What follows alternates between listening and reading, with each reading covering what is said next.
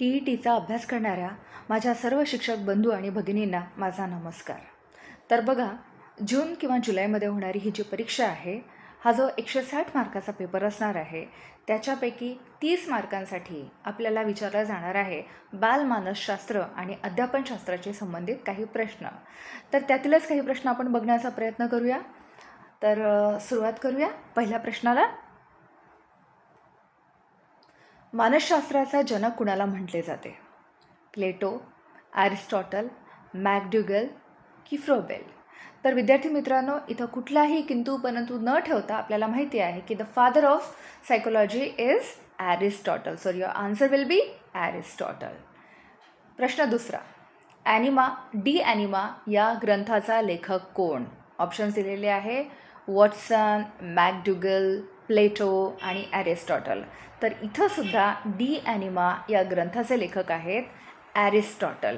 इथं जर तुम्हाला एक छोटीशी ट्रिक लक्षात ठेवायची असेल तर बघा, डी ॲनिमामध्ये सुद्धा ॲ आलेला आहे आणि ॲरिस्टॉटलच्या फर्स्ट लेटरमध्ये सुद्धा ॲ आलेला आहे.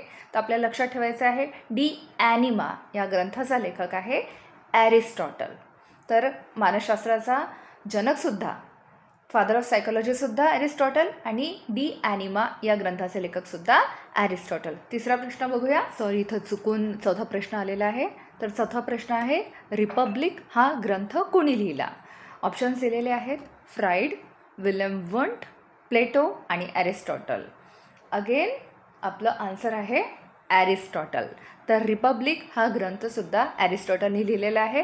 पुन्हा इथं आपल्याला टीक आहे, रिपब्लिकचा री आणि ॲरिस्टॉटलमध्ये सुद्धा आलेला आहे री वरून ओळखायचा. रिपब्लिक हा ग्रंथ ॲरिस्टॉटल लिहिलेला.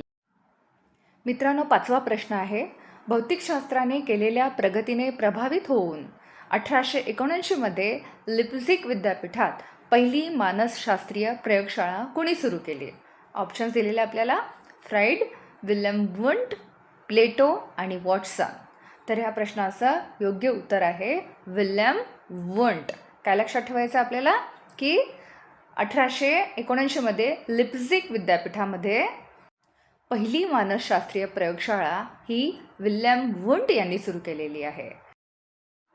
तर जो तिसरा प्रश्न आपला सुटला होता तो मी तुम्हाला या ठिकाणी विचारते की आत्म्याचे शास्त्र ते मानसशास्त्र अशी मानसशास्त्राची व्याख्या कोणी केली?